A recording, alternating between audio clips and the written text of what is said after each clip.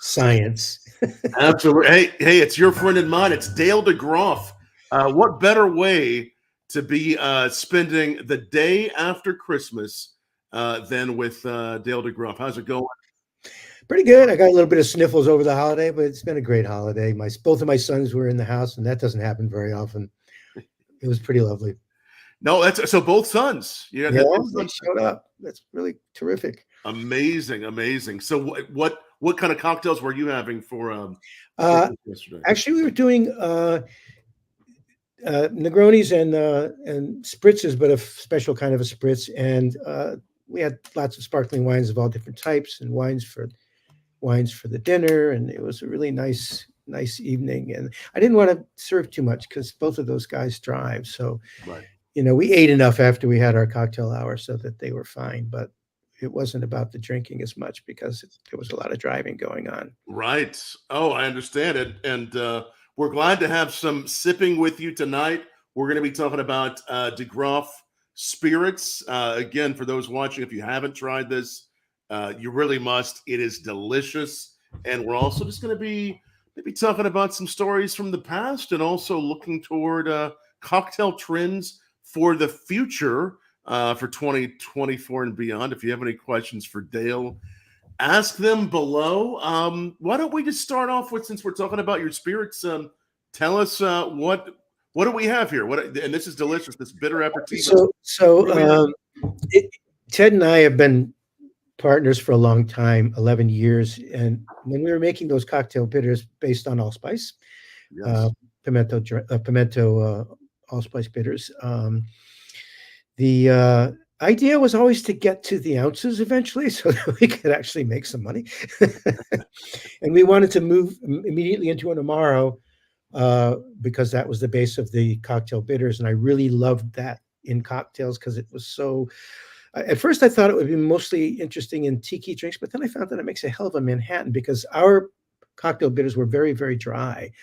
And you could, a couple dashes of it, took a regular Manhattan and made it a dry Manhattan. So it was really, to my taste, a really lovely Manhattan. And it got me on a gig of trying out 6 Manhattans with 6 different bitters, which I traveled all over the country with and did the history of bitters. And it became a whole thing, all based on the fact that I just dashed into my Manhattan one time. So obviously I didn't want to go out to bartenders and say, oh, my bitters makes the best Manhattan, because that's bullshit. The best is not, it's not about the best ever. It's about what you like. So I lined it up with 6 really good aromatic bitters and let everybody taste them and say, choose your favorite one and add the bitters to the Manhattan above that you like the best. We tasted through the bitters first, and then we had generic Manhattans on top. And it was just a wonderful exercise that blew me away how much a couple drops of bitters can change a drink completely. That's amazing. And again, the bitters you first released, the actual bitters that you released like 10 years ago or so. Yeah, 11 years ago. Asking. And we were making that in Combier, where Ted makes his absinthe. We've since moved it, by the way, to Sazerac, and we're making it where Gaz Reagan's bitters is made and where Peychaud's bitters is made. So it's a cozy home. We ran into a little bump in the road when the TTB came after us when we hadn't changed our formula, but all of a sudden they wanted to call us a beverage. And it took us 9 months of grappling. Thank God Ted's good at grappling with them, because he's the guy who made absinthe legal in this country. That's right. He's had some challenges he's overcome. So they went actually from calling it bitters to a beverage. From calling it a food additive to calling it a beverage. And that would have knocked us out of the water. We would have been out of business. So right. It was 9 months and a few $1,000s later, because we had to get independent samples and all that. And of course they lost, because Ted's a chemist. He knew exactly what was in there. Nothing was different. It was just the TTB being the TTB. Well, what we have here now is with the new releases. This is the last year or so you've released these? Yeah, about May of 2023. And so we're new to the market. As a matter of fact, we're really only in 7 states so far, moving into Texas next. We're in New York, obviously, and New Jersey, but we've got a long way to go. It's no rush. We're going to get there. It's a good product. I'm really proud of it. And I'm really proud of the distillery. We're coming from Clear Creek, which is now owned by Hood River. And that's been a favorite of mine since I worked at the Hotel Bel Air years and years ago, right before I came east to go to the Rainbow Room. and Clear Creek had just opened. I mean, in that era, Clear Creek and Jorg at Jorg making his eau de vies at what was his distillery called? And it's now Hangar Ones is where they are now in Oakland. But back then they were in Emeryville, and then there was the other one that Saint Germain. These three distilleries were the only craft licenses in the country, and now there's like 3,000 now, more. they more coming every day. There's so many, and they have done such a great job. Their spirits are beautiful. I'm so proud to be there. There's a great young woman as the master distiller now, and it's really a marvelous place to be. Ted's protocols, obviously, these are his spirits, and I've been the taster right along, and along with a lot of help from the folks at the distillery, and they're our partners, and it's a good partnership. I'm happy to be there. Excellent. And what a beautiful spirit. What a beautiful bottle. I love this. This feels like another time and another world, but still has a modern touch to it. Every part of this is elegant. The flavor, what you've done. Let's start with the bitter aperitivo. What am I trying here? This is? It's delicious. Show you these two. Show me both. Show me both. Yes. The bitter aperitivo. Yeah. And the Amaro. The new Amaro. The color, how it changes from one to the other, to give you the idea. And then down here we have the information about each. The bottle itself is a Bormioli bottle from Italy. It's designed by, the labels were designed by Steve Sandstrom. He did the aviation bottle. He did that beautiful gem of a bottle that the elderflower, Saint Germain elderflower liqueur is in. Right. That's a stunning bottle. He's just a really good designer. He's not focused only on beverage. He does all kinds of stuff, and he's been a great partner to work with us. And as we move into other spirits, which we probably will do before too long, maybe by the end of the year, he'll be with us again. Well, I love this one. I know I'm going to like more. Again, we're live with Dale DeGroff. If you have questions, I know that there's so many of you that have met Dale over the years. If you have questions or you just want to say hi, put that down below or tweet us back. I'm so glad to see my good friend Dale DeGroff again. So many fun times through the years, from food and wine festivals, Tales to Cocktails, so many places I've been able to hang out with Dale over the years. And now what a real pleasure to try your bitter aperitivo. I understand, as chance might have it, you may have a cocktail. I'm gonna put a cocktail together right now with a bitter aperitivo, and I'm gonna put my camera down so you can see what I'm doing. Magic camera. I'm not going to do it in the mixing glass. I'm going to do it in the glass, because this is going to be a spritz. Actually, it's going to be the Negroni Sbagliato with a little twist. So we're going to full screen to you there for a moment. There. We got the bitter aperitivo, and then we're going to move into obviously, since it's a Negroni base, the vermouth, and I'm using Coquille Vermouth de Torino, which is one of my favorites. And then, with the Negroni Sbagliato, you put in the sparkling wine by mistake. Well, this is called the Negroni Sbagliato Corretto. So we're going to actually put the gin right in there. I devised this for the Hendrix guys, because they've been co-promoting with my spirit, and it's been a lovely partnership. So I did this especially for them, to get the gin back into the Sbagliato. And then, of course, over my shoulder here, I got some really good rosé prosecco, which I think the rosé flavor adds a little bit of extra sparkle. And I'm using a Caracara orange because of the stunning color of these Caracara oranges. As you can see, they're beauties. And this is the Negroni Sbagliato Corretto. A salute. Salute, my friend. That looks delicious. And again, it was all based on originally a mistake a mistake where they put the sparkling wine in instead of the gin. And that's the lore, and I'm sticking with it. But actually, there was a bar where it took place, and a young bartender and his father. But there's a little video out with Dandy Wellington, who's an orchestra leader, and Eric Anderson from Hendricks Gin of them making this drink and talking about it and about the mistake corrected. So it's a nice. We're still coaching that mistake many years later, and again, that's one cocktail. We'll have that up on BourbonBlog.com for everyone to see. What else do you like putting with this bitter aperitivo? Well, I'm going to do an Old Pal because you're a whiskey guy, and I can't not do a whiskey drink. So I'm going to do an Old Pal, and I'm going to use an Old Pal's rye whiskey. That would be Alan Katz. Oh, I love Alan Katz's rye whiskey. I put your website up there on the bottom too, if anyone wants to see where they can find DeGroff Spirits, DeGroffSpirits.com. They can also order it too, right, Dale? They can. They can order online. Just go to Hood River and hit the online ordering, hoodriver.com, and hit the online ordering, and you can order it in 42 states now. So that's a lovely thing. Wow. So you could get it. So what we're doing here, you know what I'm going to do? I'm going to make this. There's two beautiful glasses here, but this, I did something at the Carlisle Hotel. I did the restoration of Bemelman's Bar. And this was the original glass. They don't use it anymore, but this was their original rocks glass. It's a little stunner. I think I'm going to make this drink in that glass. I brought it out here and forgot I had it. And I'm going to do that. So we're going to go equal parts. We're going to do the bitter aperitivo. Okay. Yeah. I'm going to free pour this. What the hell?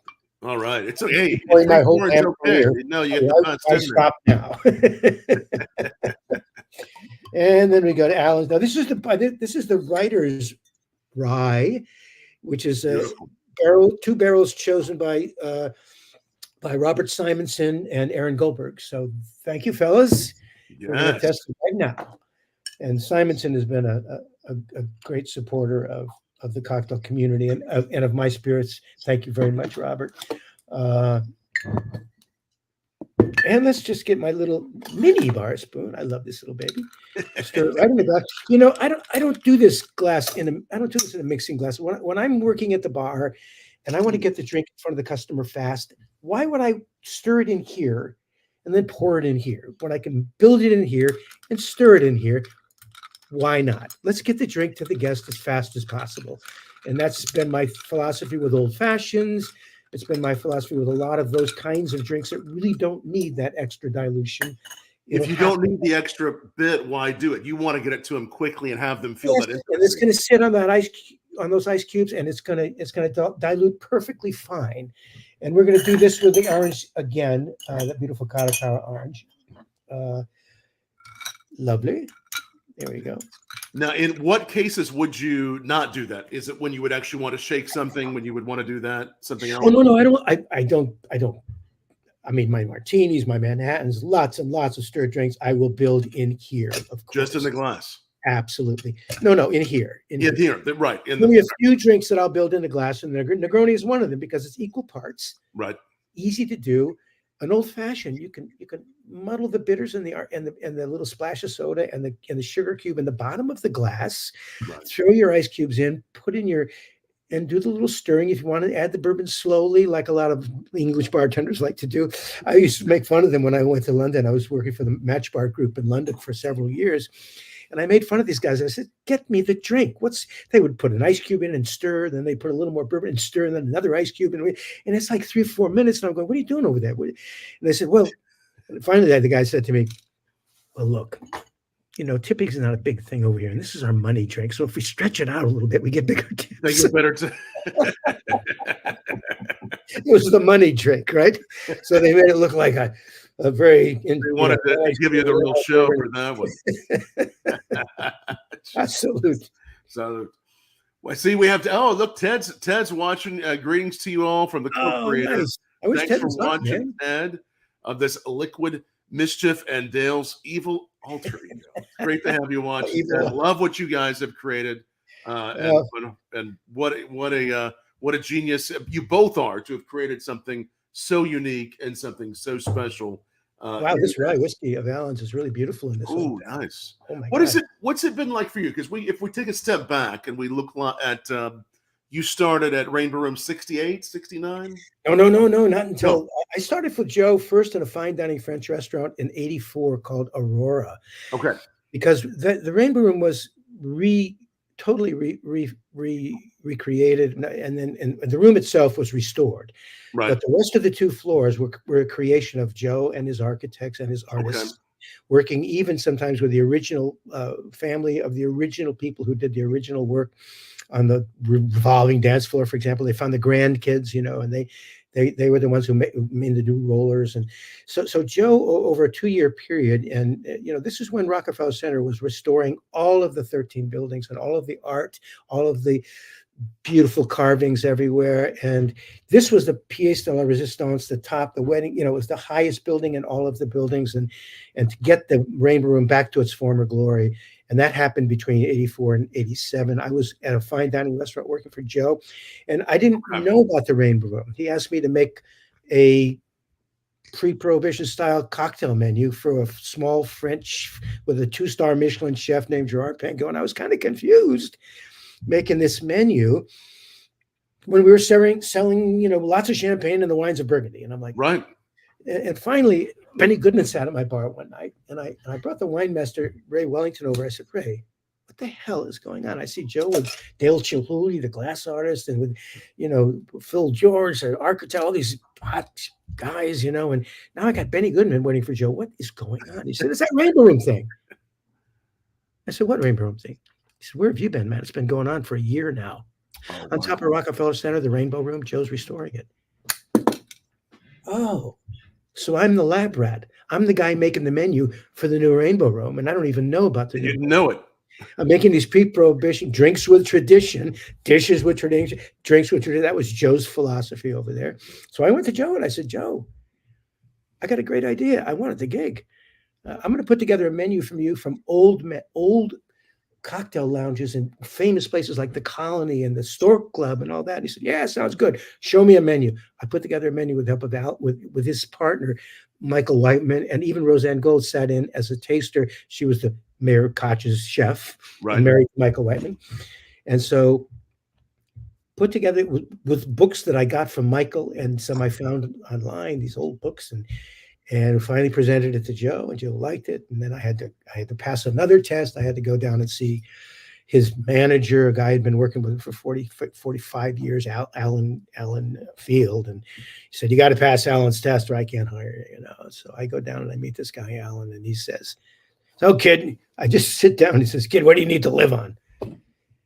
And I threw a figure out. I mean, what are you going to do? And that was what he asked you. Yeah. 15-minute interview, and I didn't hear anything. I'm just in my mind. I'm going, you idiot. That was too low.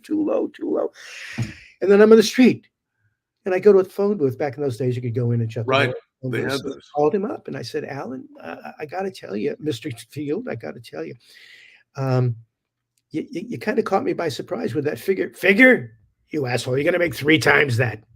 I said, oh. Yeah, well, that would click. Where are those bosses today? They'd never make it past the HR department. It was a marvelous moment. And then you started right after, and that would have been what year you started? 85.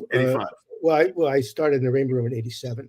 Right. And really most of 87 was hiring, training. I mean, it was a long hiring period, and we were hiring guys to make drinks that they had never made in their lives. So I wasn't really looking for seriously talented, really old timer kind of bartenders, because I thought these guys are going to be kind of set in their ways. It's going to be hard to change those ways because people haven't made these drinks since sometimes before Prohibition, some of them, and I wanted people that were,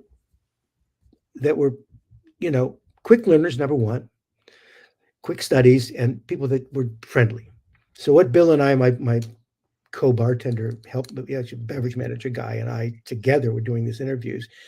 We just finally started saying, look, tell us a life story or a joke. We've been doing this for weeks now, and we're just, and if we figured if the guy was nonplussed by that, because what do you do behind the bar? You don't do anything but tell stories and talk to people and make them comfortable and give them what they want, So if the guy couldn't give us a joke or a story, we kind of wrote him off the list. And the ones who were quick and good and friendly, I mean, those are the guys we hired, and we taught them how to make these drinks. You have to be able to tell those stories and make people laugh. And again, 85 was Rainbow Room. Your first actual bartending job was? Oh my God. This goes back even further. Charlie O's, another Joe Baum. created restaurant. By then, restaurants, that was when he was the president. Actually, he didn't start out as a president. He ended up as a president. He was in director of new projects, and that was one of his new projects, Charlie O's in Rockefeller Center, an extraordinarily successful bar for Joe. An Irish bar, but a very high-end Irish bar, as you would imagine, in Rockefeller Center, right on the corner of 48th and Rockefeller Plaza. It was a beautiful location, stunning, amazing, two Irish bartenders who had the gift of the gab and handled a crowd of people, from advertising guys to high-power business guys to gangsters to just this crazy cross-section, and tourists, and a busy bar with a sandwich counter over here and an Irish guy slicing off turkeys and roast beefs, and oh my God, it was a massively busy place, and it was where I learned on the job what it was like to be behind that bar watching these two guys. And thank God I had that. And I'm not saying they were making the kind of drinks that craft bartenders are making. They were making good drinks, but they understood people and they kept that bar packed, and they were just lovely guys. And it was really, without that experience, I would have never gotten anywhere in this business watching them work. And that was what year was it? That was, oh my God, 74 till I went to the West Coast in 78 and worked at the Great Hotel Bel Air, another job I just walked into. Again, if there had been HR departments, I would have never got it. I walked in and the guy was behind the bar who could hire me. He was the head bartender at Fire and Today. Guy looked like a substitute teacher because that's what he was. He was the executive. He didn't want to be back there, And then when he first looked at me, he didn't know, he was, I could see, maybe he was going to say, go leave a resume at the office. I didn't even have a resume with me, to tell you the truth. He said, where'd you work? And I told him Charlie O's, and he knew it because it was a famous place. Joe was a famous guy. The places he opened, and we probably had some of the same customers. And come by behind the bar, and he asked me to pour a shot, asked me to make a drink, and he said, come back next morning, I'll try you out. I stayed there for 5 years, But it was an extraordinary experience because it was my first serious fine dining, serious back bar, the bottles of which I had to polish every day because the day shift was pretty quiet. And he made me polish them for a reason, because he knew I was a little wet behind the ears. And of course, what do you do when you're polishing? A little taste over here, a little taste over there. I had tasted everything behind the back bar that I didn't know by the time I got through, a month. So many good people watching here. And we may even have some questions here. I see Phil Raimondo. He's saying hello to us. A lot of people we've seen over the years. Dale and I have seen. Ask questions or just say hi to Dale. If you have, we are live indeed here on the day after Christmas 2023. If you have any questions, ask them down below. We're going to try some of their spirits and cocktails here in just a moment. But, as we're talking, and I'm thinking about how much, even since, I started BourbonBlog.com. When did you start it? About 18 years ago. So, oh my God, you're 18 years into this? Yeah. So it's been a while. There's points in time where I can think back and say, bourbon was getting bigger around, 2010, and then 13 other things were happening. And I'm thinking back, it's really grown. I'm sure the same is the case for you. You've always, as the king of cocktails, you've really helped the cocktail culture grow in many ways. But what are some points of time as you look back that you can say, wow, I really saw something happening there? The first one was when Joe said to me, make me a pre-prohibition menu. When was that? 1984, when I went to work at fine dining Aurora. Changed my life. I mean, I had to get back into these old books. I had no idea what was going on back then, and I was putting drinks on these menus that hadn't been on a menu, since, God, 90 years. And then some post-prohibition stuff, and, post-prohibition, the cocktail was dead because a lot of the products had disappeared. A lot of the bitters disappeared. The talented bartenders had gone overseas or retired. Right. So there wasn't any real education. And gangsters had run the business for 12 years or almost 14 years. And nobody wanted their kid, and nobody saw that as a profession. It was a gangster profession because they didn't go out of business. They just went legit.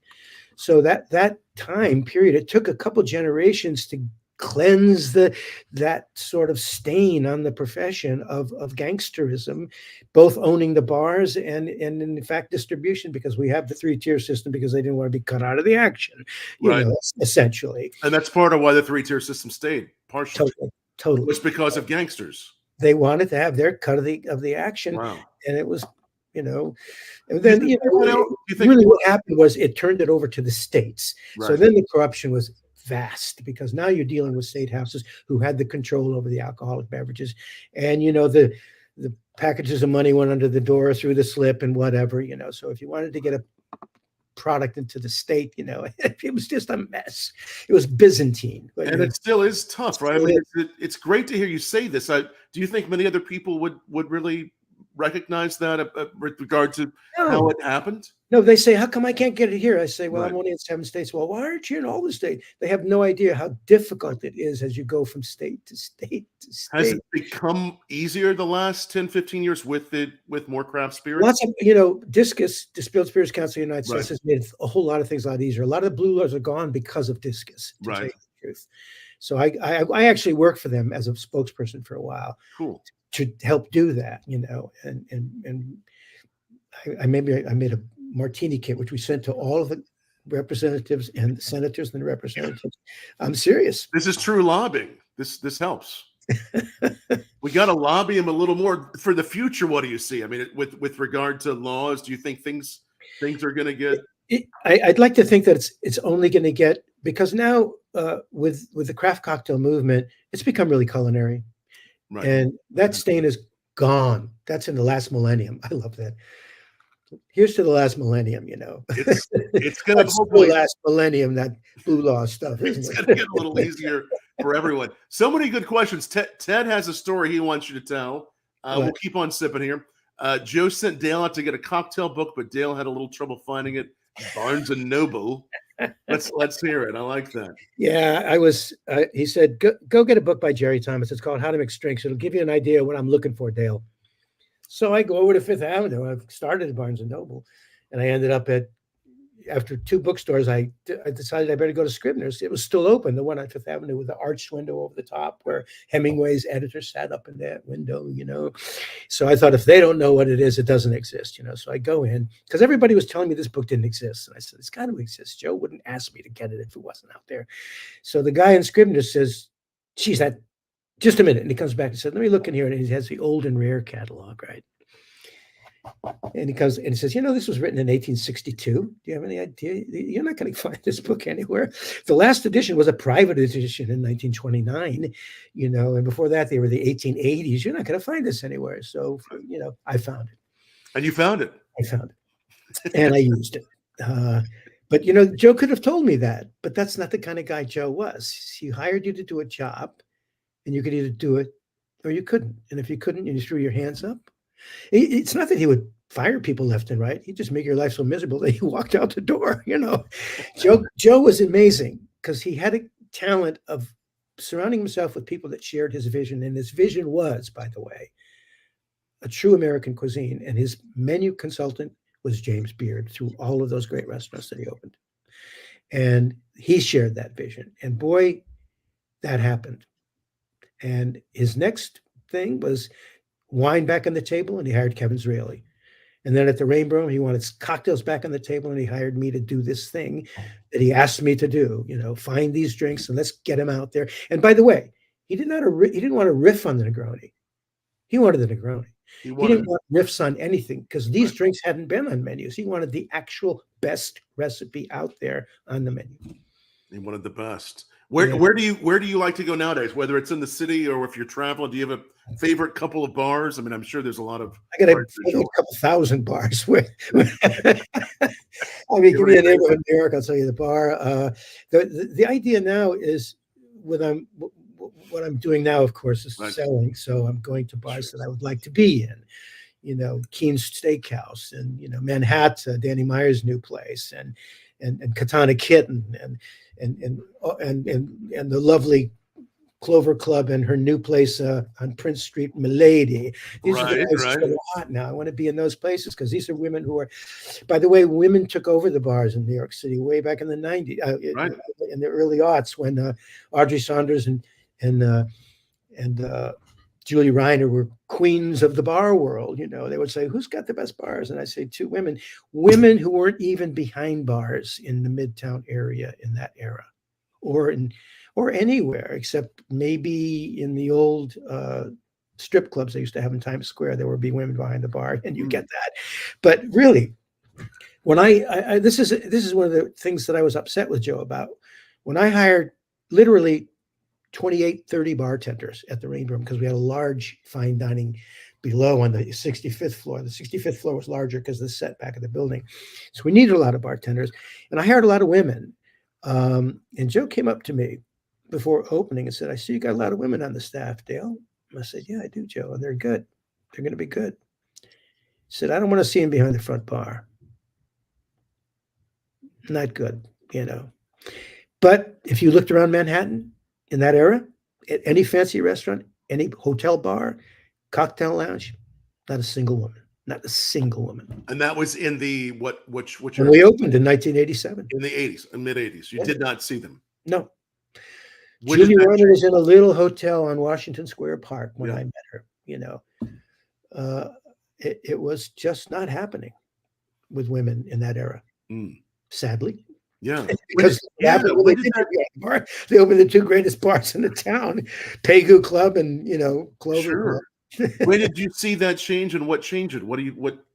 You know, when in the new millennium, I mean, the new millennium was a game changer, as millenniums tend to be. You know, I stop and think about this and just shake my head and wonder that we're one of the 10 groups in the history of mankind, civilized mankind, that has lived through the changing of a millennium. That's an astonishing thing. That really is. It really, the changes that happen are, and they were massive for the bar world. I mean, we were doing interesting things at the Rain Room, but what happened after the millennium, when we expanded into the culinary side of bartending, when bartenders started with herbs and gardens and bar gardens, not gardens, bar gardens, you know. When I worked in London and I saw them muddling basil leaves and strawberries together, they were doing it first over there, by the way. Right. There was a guy out in Napa Valley. Let me remember his name, please. Paul, who was he had his own garden, and he's still doing it. I'm getting old, and I'm sorry, I'm forgetting a lot now. I'm 75 years old, so it's getting tough to remember names and places. But it was, and it's getting even more culinary all the time. It's just evolving, and it did that. You think when the millennium hit, and it's continued to. You always said you think that London. What other meccas do you think have really set the trend? London was huge at the turn of millennium in terms of bringing things to New York that hadn't been here, like getting into that old herbal thing. Do you remember? Maybe in New York there was a bar that had 61 They had 61 martinis. All different herbal fix. You know, it was tough. It didn't actually work very well because no one had ever done that before. And so the massive back of the house ordering everything. So they were always out of everything. So it didn't really work, but it was a beginning, you know, of thinking of the drink as David Wondrich said, America's first culinary art form. Wow. Thinking of it that way again. Truly. And we're seeing more of that, and even going to smaller towns and areas. You know, even in my 18 years, seeing just the talent that has continued to emerge. This small craft distillery starting their own cocktail rooms. Yeah. All of this. I mean, for you, this must be just. You may have never thought this would ever happen. It's not. I knew it was going to happen. I all through the end of the 90s when I was doing a lot of training and some consulting for Keith McNally. I opened Pravda with him and Balthazar. I knew that the new millennium was going to be the era of the star bartender, because I said it over and over again in the last half of the 90s, and everybody laughed at me. Journalists said, "What are you talking about?" Because that was the era of the star chef. I said, I'm just telling you, the bartenders are going to rise, and boy, it happened in aces. I mean, chefs started looking to their bartenders in a totally different light and collaborating with them, you know, and they saw the publicity that the bar was getting, and they said, this is, and to this day, I cannot understand the Culinary Institute of America, why they don't have a massive bar program, you know, backed by Diageo or somebody that built them a building with 15 teaching bars. What are they doing? I think you'll see that at some point. They're sending these put chefs out Right. without knowledge. You think you'll see more major brands getting involved in education programs? Like, Yes. Well, no, they've been doing it. yeah, The brands are there, right. but somebody needs the school. Our best culinary school is not doing it. Johnson and Wales does it. They have 12 teaching bars in Providence, Rhode Island. I've been there. A lot of the undergraduates can't use liquor, but the postgraduates can, But I just would love to see the Culinary Institute. And John Fischer, your namesake, who runs the wine program there, is doing beer, wine, cocktails. He's doing everything, and it's too much for him. He needs a staff, Actually, our 5-day master's class is happening up there now. I'm no longer with the company because this company superseded my ability to be part of that anymore. But there's 6 of us: Steve Olson, David Wondrous, Paul Packall, Doug Frost, myself, and Andy Seymour. Andy's left. I've left. Paul and Dave have left. But Steve and Doug are running the 5-day master's class at the Culinary Institute of America, and I hope it becomes part of the curriculum. That would be a lovely thing.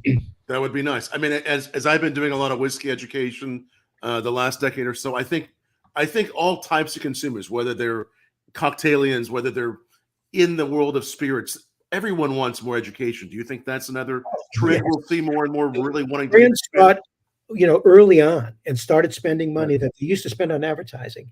Now they're starting to back off a little bit, but boy, they were massively all through Tales. They supported Tales. They supported these cocktail programs all around the world. The London show, the Berlin cocktail convent. They were willing to put money into that because they realized if the bartenders were good. And by the way, the most astonishing thing that happened in the new millennium, going from, for example, let's take gin, maybe 30 gins. There's like 7,000 gins worldwide now. Maybe 30 at the millennium. Let's talk about American whiskey. Yeah. Let's talk about Scotch whiskey. So much. I had Bunnahabhain, Glenlivet, Glenfiddich, and Lefroy in the 90s. And then when the big smokes and all these things happened and people started to see these malts rising, and the malt guys were starting to say, why am I selling my malt? I can make a lot more money by bottling this stuff. And so the malt started to explode on the back bar.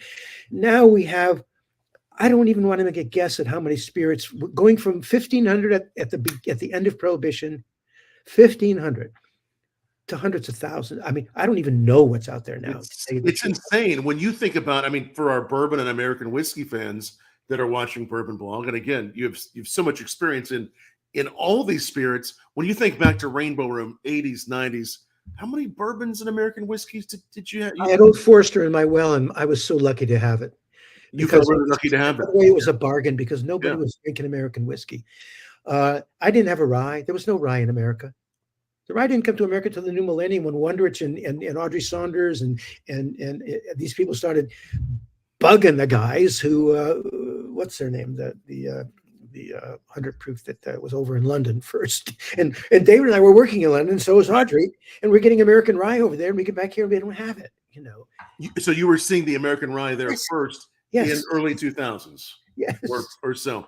So you had Old Forester as well, and what other bourbons did you have in the 90s? I had Makers. Right? I had no rye.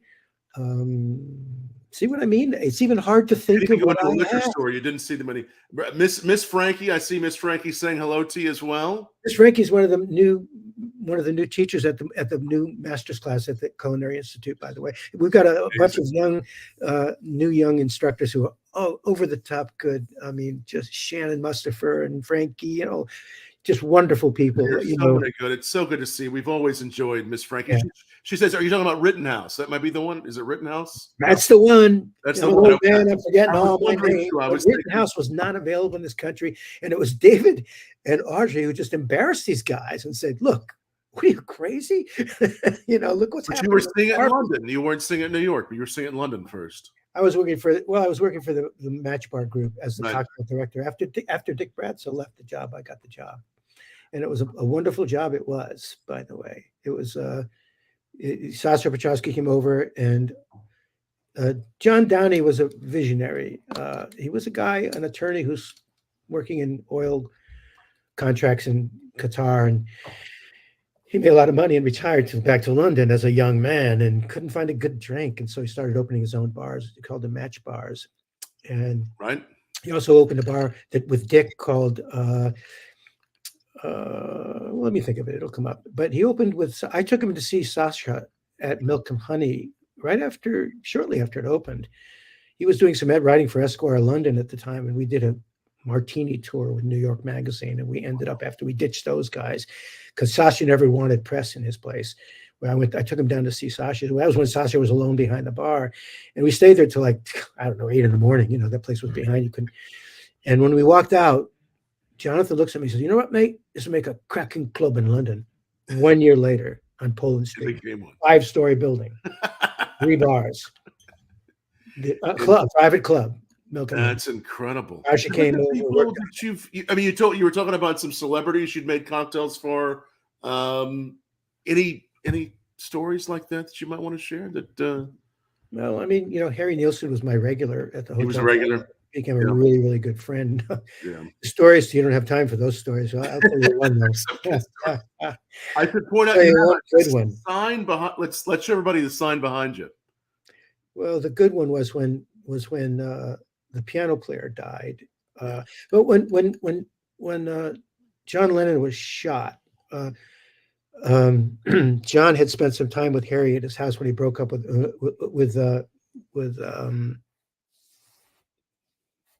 what's his wife's name? John Lennon's wife. He broke up with her, and he came out to stay with Harry, and then he went back to her, obviously. But they were being bad boys for a while in London. So when he died, when he was shot, Harry started something called handgun control. It was a handgun with a red line through it in a circle. You probably saw it. It was in newspapers everywhere, including a little newspaper that my wife and I were publishing in LA at the time called Fish Wrap. And he was actually our biggest ad. But Harry was really friendly with the piano player, a guy who had played with Benny Goodman in Las Vegas. His name was Bud Herman. And he had been there 20 years when I got on the gig. And I ended up having the good fortune of working with him on the night shift, and he became a dear friend. And so Harry and I were both pallbearers for him when he died. Oh, wow.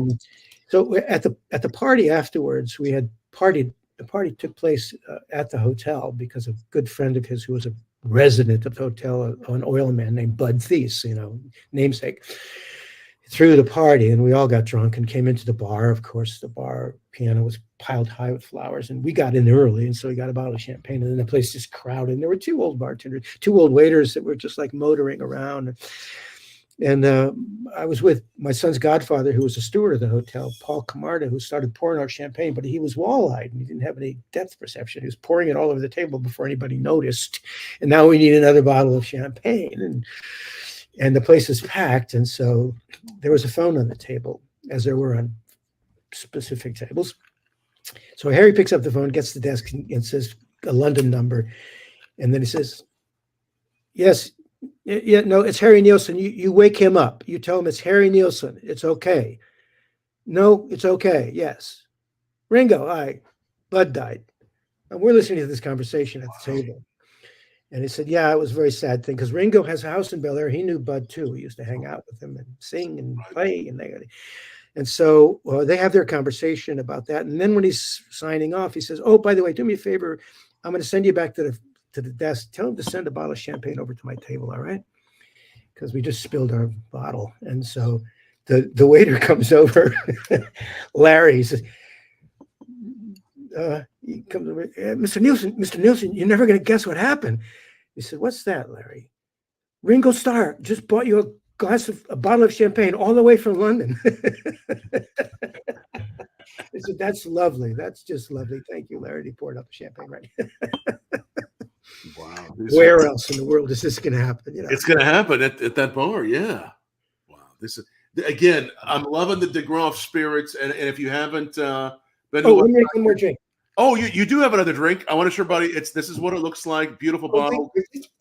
You have, I understand that you have a cocktail you're going to make with the New World Amaro and also the cherry herring liqueur.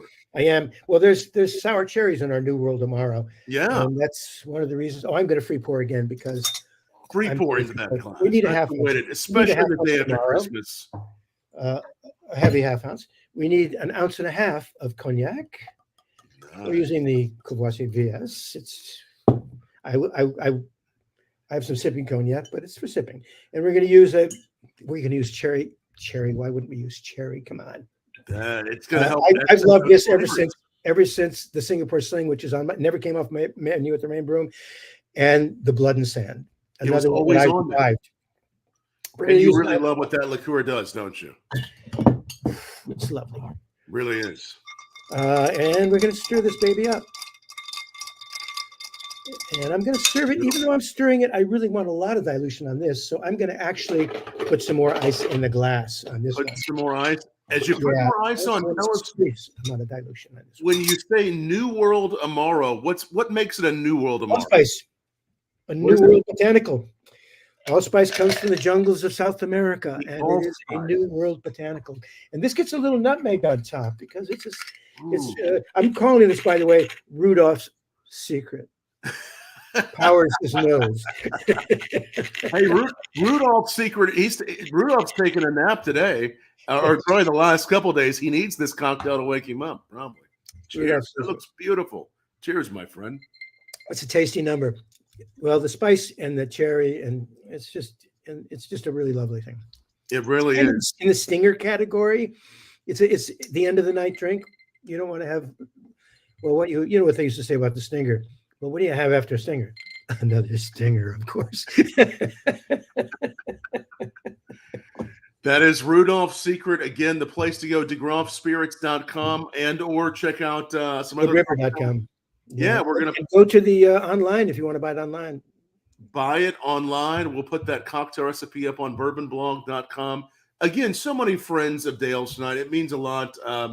Let's see here. We have another comment from Ted. The original inspiration for Dale's bitters and eventually the New World Amaro is the long-defunct Ray and Nephew Pimento Dram. That's part I had it at the Rainbow Room, and they took it out of the country, and I was devastated. But when I complained to the sales guy, he said there were only 2 customers buying this stuff, you and a guy in San Francisco, and you were using it in dashes. So if anyone ever had the Pimento Dram, this will have some elements that will remind us of that. Some of that intense spiciness. Beautiful Pimento Dram. Where will I know you're going to be traveling some in 2024? Where will people be able to see you? Texas we got a week in Texas. We're going to be hitting Houston and Dallas, and I don't know where else, but we'll be there the week of July 5th through the 10th, in that 4th through the 10th. Right. Hitting a lot of good bars, probably people you know and have had on the show, maybe. Right. Going all over Texas in July, and probably many other places we'll be seeing. Yeah, California, we're in California, but we haven't done the big tour yet. So we'll be there probably in Said Moses bars. He's got a lot of great bars in LA. He's a good friend. He's on the board of directors at the Museum of the American Cocktail. So we're happy to, he's happy to support us, and we're very happy to support him. He's an amazing guy. Incredible. As we look forward to 2024, you've always been able to help set the trends, really be on top of the trends, and also just really bring us all together. What do you predict for the new year for cocktail trends? I predict more of the same, remastering classics, which this new millennium crowd has turned into a science. If you look at the Death & Co. books, these guys have just remastered so many of these amazing originals and created drinks that surpass the original sometime, in my opinion, without a doubt. Point it would be the penicillin, right? A whiskey drink that I think took the idea that the malt was not a cocktail ingredient right out of everybody's mind, because it certainly is. And now people are starting to work and add touches of malt in lots of different places in cocktails. So it's, that was an amazing thing. So I see lots more of that happening. The creativity is over the top. I mean, it really is. There's a TV show now. Julie Reiner is starring in, for young bartenders to come and show their stuff, just like the chef shows. So I told you. The new millennium The star bartender. And we'll also be seeing, though we can't say what yet, we will be seeing more spirits from DeGroff Spirits in the near future. We will be. Hopefully by the end of 2024 or early 2025, another addition to the line. The new Amaro will be out in January, the new batch. We're really excited about it. A little fruitier, lovely. Looking forward to it. Yeah. And by the way, the old Amaro may end up being sold as a reserve bottling because it's getting so much better in the bottle as the cherries oxidize. So with that Amaro, it's going to evolve. It's sitting in the warehouse now, and I think it's going to be amazing in about 6 months to a year because it's changed so much in the bottle. I wish we had put it in a big old non-reactive wood container and let it set for a year, but we didn't. So now we are doing that. How long will, and that's a good question, because I've been going to a lot of, and they've become more popular as well, vintage shops and bars. Especially, in Kentucky, we have a number of them that are selling old spirits, old whiskeys as by the bottle or by the drink. How does Amaro evolve? How old could an Amaro be that you could try? It's higher proof, Right. than the bitter aperitivos. Right. It's got a long life, Amaro. I mean, my uncle has been bringing Amaros into this country. He had a liquor store. That's where I worked when I was a teenager. He had a collection of Amaros in this country that looks like what we have today back in the 60s. Yeah. And I was tasting them in the 70s at his house. And he still has them, and they're just fine. The proof is high enough. There's changes that happen, sometimes for the better, sometimes for the worse, but it would depend. You would just have to try it. Yeah. So you could have a 20, 30-year-old Amaro that could evolve and might be something really special. I see it happening with ours, Right. Absolutely. It's lovely. So you get a bottle of the DeGroff Spirits New World Amaro, buy one to drink, buy one to hold, and give it a few years, right? Well, a lot of people bought the old ones. And by the way, there's a lot of people that like that original, very intense. There's some geeky bartenders in Portland and some Italian guys in my hometown, but we want a little bigger audience than that. So, Dale, man, again, congrats on DeGroff Spirits. It's so good to see you, and to all the friends that have joined us all across. To all of you out there, Merry Christmas, Happy New Year. Thank you for tuning in and listening to this. Thanks for tuning in. And if you're still there, take a moment, like this, share this, make sure everybody knows about what we've done tonight on BourbonBlog and talking about DeGroff Spirits. And Ted, thanks for joining us too to share those stories. Yes, thank you for coming on. And by the way, 18 years, I'll drink to that. Thank you, my friend. Congratulations to you too. Cheers, everybody. Thanks so much. Thanks, Dale. Thank you, mate.